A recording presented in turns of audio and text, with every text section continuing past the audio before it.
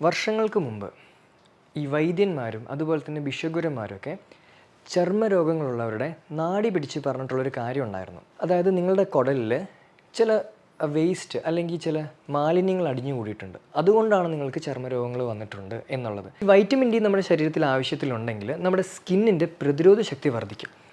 പ്രത്യേകിച്ച് vitamin D നമ്മുടെ ത്വക്കിൽ കാത്തലിസിലിൻ എന്ന് പറയുന്ന ഒരു ആൻറ്റി മൈക്രോബിയൽ പെപ്റ്റൈഡ് പ്രൊഡ്യൂസ് ചെയ്യും. ലിവറിൻ്റെ ആരോഗ്യം ശ്രദ്ധിക്കുക. ഗ്ലൂട്ടത്തയോണിൻ്റെ പ്രൊഡക്ഷൻ ബൂസ്റ്റ് ചെയ്യുന്നത് ചർമ്മരോഗങ്ങൾ റെസിസ്റ്റ് ചെയ്യാൻ സഹായിക്കും. സോ ഈ കാര്യങ്ങളൊക്കെ നമ്മൾ ശ്രദ്ധിച്ചു കഴിഞ്ഞാൽ ക്രോണിക്കായിട്ട് ഒരുപാട് കാലം സഫർ ചെയ്യുന്ന സ്കിൻ പ്രോബ്ലംസ് നമുക്ക് ഈസി ആയിട്ട് ഓവർകം ചെയ്യാൻ സാധിക്കുന്നതായിരിക്കും.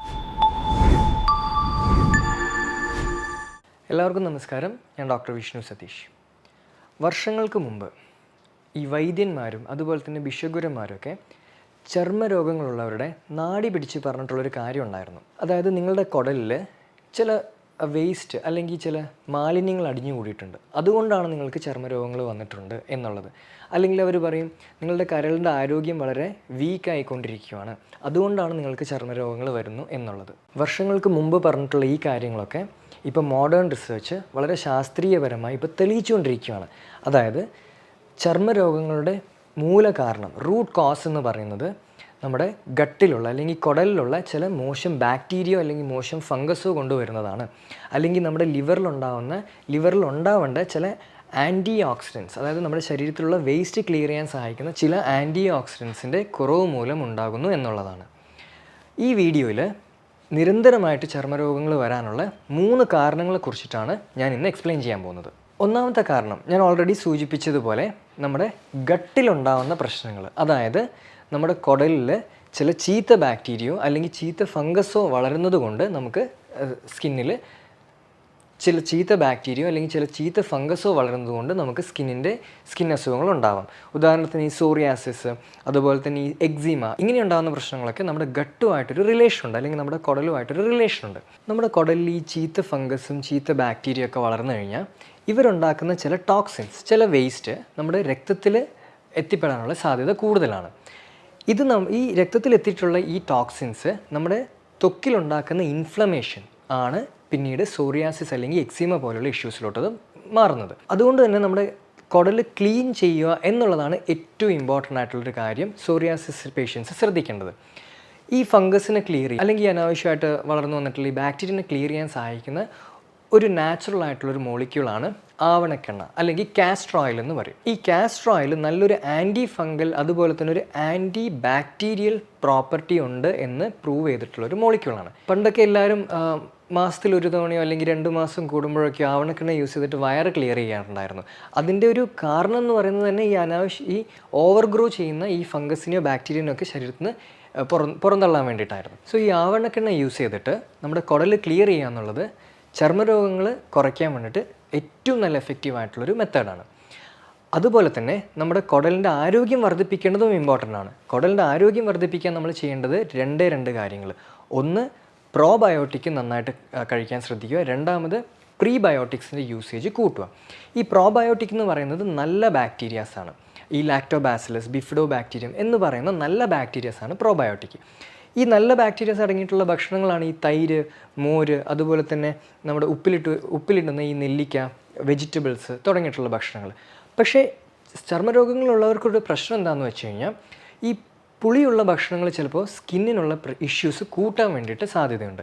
അങ്ങനെയുള്ള ഒരു കണ്ടീഷൻ വരുമ്പോൾ നമ്മൾ എന്താ ചെയ്യേണ്ടത്? പ്രോബയോട്ടിക്കിൻ്റെ സപ്ലിമെൻറ്റ്സ് യൂസ് ചെയ്യുന്നതായിരിക്കും കുറച്ചും കൂടെ സേഫ്. ഉദാഹരണത്തിന് സോറിയാസിസ് പോലെ ഇഷ്യൂസ് ഉള്ളവർക്ക് ഏറ്റവും എഫക്റ്റീവ് ആവുന്ന ഒരു സപ്ലിമെൻ്റാണ് സോയിൽ ബേസ്ഡ് പ്രോബയോട്ടിക് എന്ന് പറയുന്ന ഒരു ഗ്രൂപ്പ് ഓഫ് പ്രോബയോട്ടിക്സ്. കാരണം ഇങ്ങനെയുള്ള പ്രോബയോട്ടിക്സ് യൂസ് ചെയ്യുന്നത് വഴി നമ്മുടെ കുടലിലുണ്ടാകുന്ന ഫംഗസോ ബാക്ടീരിയോ പുറത്തേക്ക് ക്ലിയർ ചെയ്ത് പോകാൻ വേണ്ടിയിട്ട് വളരെ ഹെൽപ്ഫുള്ളാണ്. അടുത്തത് നമ്മൾ ശ്രദ്ധിക്കേണ്ടത് പ്രീബയോട്ടിക്കിൻ്റെ യൂസേജ്. പ്രീബയോട്ടിക് എന്തിനാണ് യൂസ് ചെയ്യുന്നത്? നമ്മുടെ സ്കിന്നിൻ്റെ pH മെയിൻറ്റെയിൻ ചെയ്യാൻ വേണ്ടിയിട്ടാണ്.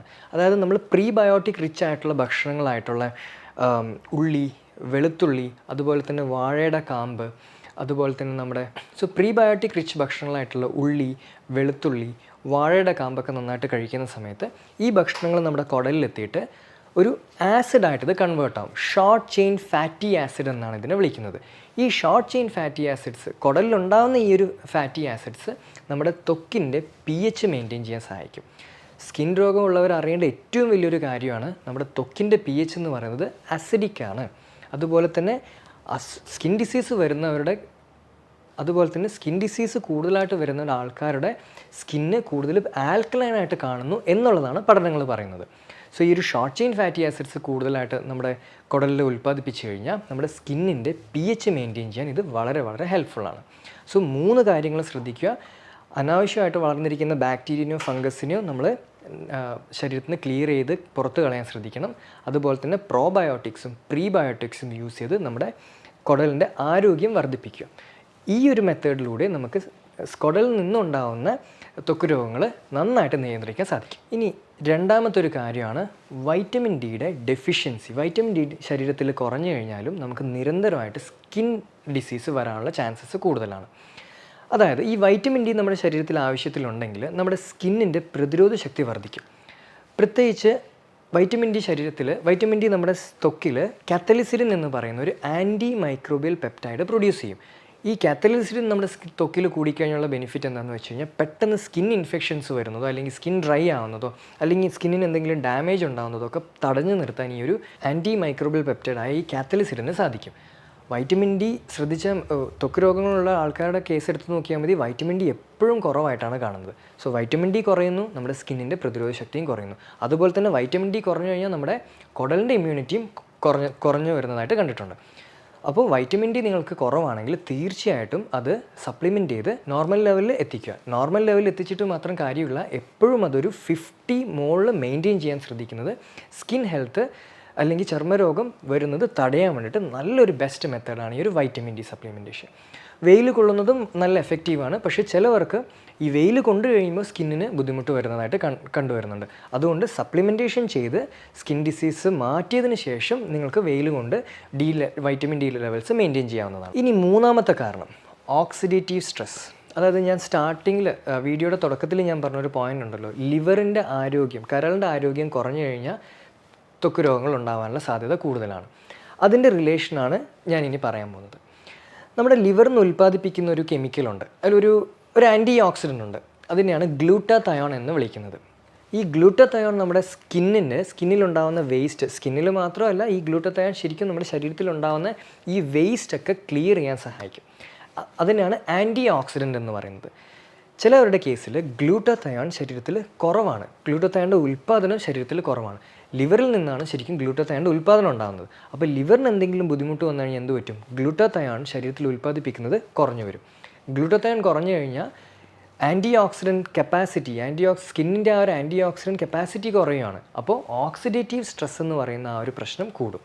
ഓക്സിഡേറ്റീവ് സ്ട്രെസ് കൂടിക്കഴിഞ്ഞാൽ ത്വക്കിൽ ഇൻഫ്ലമേഷൻ ഉണ്ടാവും, അത് പിന്നീട് അസുഖങ്ങളിലോട്ട് ലീഡ് ചെയ്യാൻ ചാൻസ്. സോ ഗ്ലൂട്ടാതയോൺ ഡെഫിഷ്യൻസി ഉണ്ടെങ്കിൽ അത് ത്വക്ക് രോഗങ്ങളിലോട്ട് ലീഡ് ചെയ്യാൻ ചാൻസ് ഉള്ള ഒരു വലിയൊരു ഫാക്ടറാണ്. അങ്ങനെ വരുന്ന സമയത്ത് നമ്മൾ ശ്രദ്ധിക്കേണ്ടത് എന്തൊക്കെയാണ്? ലിവറിൻ്റെ ആരോഗ്യം വർദ്ധിപ്പിക്കാൻ ശ്രദ്ധിക്കുക. ഈ ചോറും ചപ്പാത്തി അതൊക്കെ ഭക്ഷണത്തിൽ കുറച്ച് കഴിച്ചിട്ട് കൂടുതൽ ഫ്രൂട്ട്സും വെജിറ്റബിൾസും പ്രോട്ടീനും നന്നായിട്ട് കഴിക്കാൻ ശ്രദ്ധിക്കുക. പെട്ടെന്ന് തന്നെ ഇമ്പ്രൂവ്മെൻറ്റ് ഉണ്ടാകാൻ വേണ്ടിയിട്ട് ഗ്ലൂട്ടാതയോണിൻ്റെ സപ്ലിമെൻറ്റ് ഉപയോഗിക്കുന്നതും വളരെ എഫക്റ്റീവാണ്. ചെറിയ ഷോർട്ട് ടേമിലോട്ട് കുറച്ച് കാലത്തേക്കെങ്കിലും ഗ്ലൂട്ടാതയോണിൻ്റെ സപ്ലിമെൻറ്റ്സ് യൂസ് ചെയ്യുന്നതും വളരെ ലിവറിൻ്റെ ആരോഗ്യം കൂട്ടാൻ വേണ്ടിയിട്ടും സ്കിന്നിൻ്റെ ആരോഗ്യത്തിന് ബെനിഫിറ്റ് ഉണ്ടാക്കുന്ന ഏറ്റവും നല്ല ബെസ്റ്റ് ഒരു സപ്ലിമെൻറ്റാണ് ഈ ഗ്ലൂട്ടാതയോൺ. സോ ഈ മൂന്ന് കാര്യങ്ങളാണ് നിരന്തരമായിട്ട് ചർമ്മരോഗങ്ങളുള്ളവരും ഏറ്റവും ഇമ്പോർട്ടൻ്റ് ആയിട്ട് ശ്രദ്ധിക്കേണ്ട കാര്യം. ഒന്ന്, നമ്മുടെ കുടലിൻ്റെ ആരോഗ്യം ശ്രദ്ധിക്കുക, പ്രീബയോട്ടിക്സും പ്രോബയോട്ടിക്സും യൂസ് ചെയ്ത് കുടലിൻ്റെ ആരോഗ്യം വർദ്ധിപ്പിക്കുക. രണ്ടാമത്തത്, വൈറ്റമിൻ ഡിയുടെ ലെവൽ ശ്രദ്ധിക്കുക. ലെവൽസ് കുറവാണെങ്കിൽ അത് പെട്ടെന്ന് തന്നെ നോർമൽ ആക്കാനുള്ള ടെക്നിക്സ് യൂസ് ചെയ്യണം. മൂന്നാമത്തത്, ലിവറിൻ്റെ ആരോഗ്യം ശ്രദ്ധിക്കുക. ഗ്ലൂട്ടാതയോണിൻ്റെ പ്രൊഡക്ഷൻ ബൂസ്റ്റ് ചെയ്യുന്നത് ചർമ്മരോഗങ്ങൾ റെസിസ്റ്റ് ചെയ്യാൻ സഹായിക്കും. സോ ഈ കാര്യങ്ങളൊക്കെ നമ്മൾ ശ്രദ്ധിച്ചു കഴിഞ്ഞാൽ ക്രോണിക്കായിട്ട് ഒരുപാട് കാലം സഫർ ചെയ്യുന്ന സ്കിൻ പ്രോബ്ലംസ് നമുക്ക് ഈസി ആയിട്ട് ഓവർകം ചെയ്യാൻ സാധിക്കുന്നതായിരിക്കും. മറ്റൊരു വീഡിയോയുമായി കാണുന്നവരെ എല്ലാവർക്കും നന്ദി.